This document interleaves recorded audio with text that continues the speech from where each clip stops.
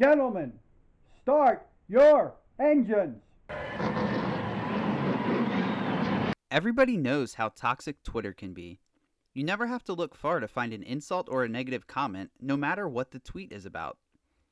When it comes to NASCAR, their passionate and polarizing fan base is no different. Fans will support their driver no matter what. If there's an accident on the track, sometimes fans will back up their driver's actions even if that driver was at fault. Negative tweets complaining about TV coverage, NASCAR's decision making, races, drivers, tracks, and everything in between are so easily found littering the app. Twitter has allowed fans to have their voice heard on the drop of a dime, while also giving extra confidence to those who might not ever say certain things in person. Before Twitter existed, there was another way that fans could have their voices heard. The Winston Cup scene's Roar of the Crowd and later rebranded From Our Readers column allowed fans to write into the paper to voice their opinions. The letters would appear in the scene a week or two later. Here are some of the highlights of the column, many of which are the same type of complaints that we see on Twitter today.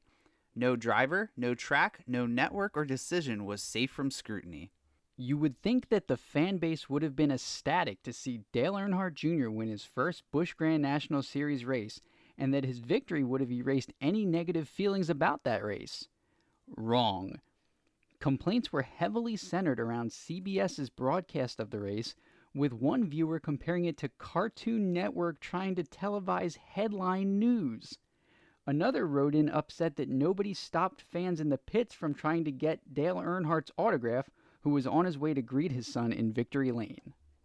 The broadcast was summed up by a fan from Gurnee, Illinois, who highlighted multiple issues that CBS had during the event.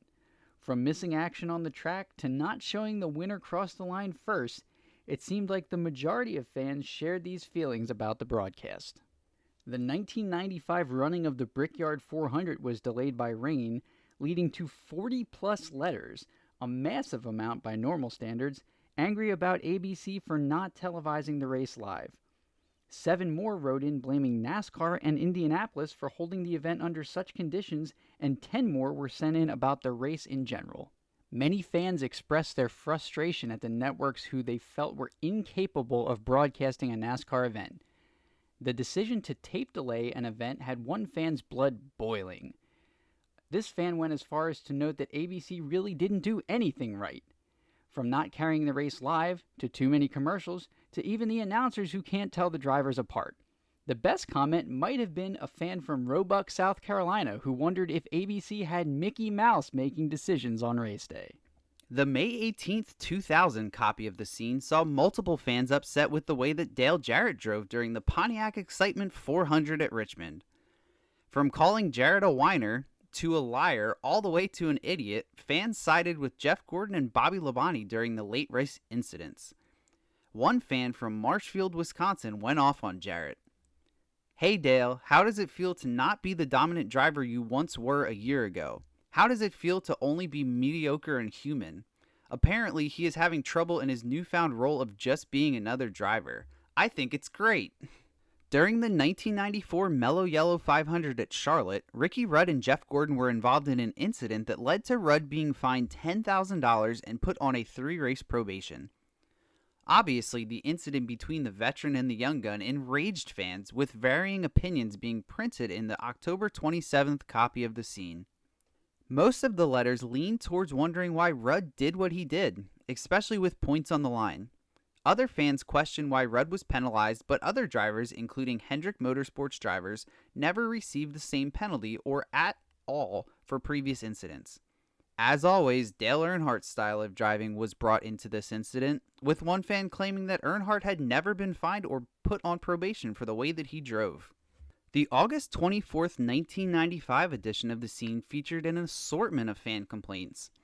The first came from a reader upset with the way the Winston Cup race at Watkins Glen finished, insinuating NASCAR handed Mark Martin the win. Another reader of the scene wrote in about his strong dislike for Jeff Gordon's attitude. The fan had it up to his eyebrows with Jeff. He thought that Little Wonder Boy, aka NASCAR's chosen one, was being pampered, prompting the fan to claim that the little brat would never ever earn his respect.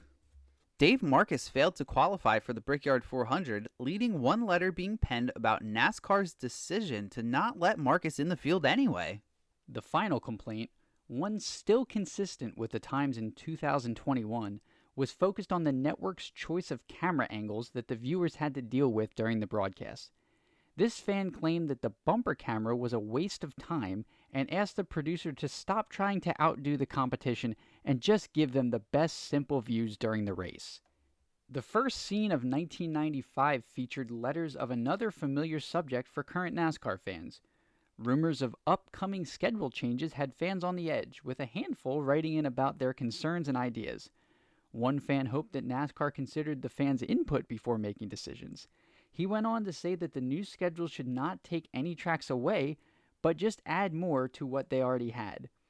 An idea out of left field came from a West Coast fan, suggesting NASCAR could form two geographical divisions, with the conclusion of the season's ending with a super race where all the drivers went head-to-head. From writing letters to sending tweets, technology has advanced through the years and changed the way that a person's voice can be heard.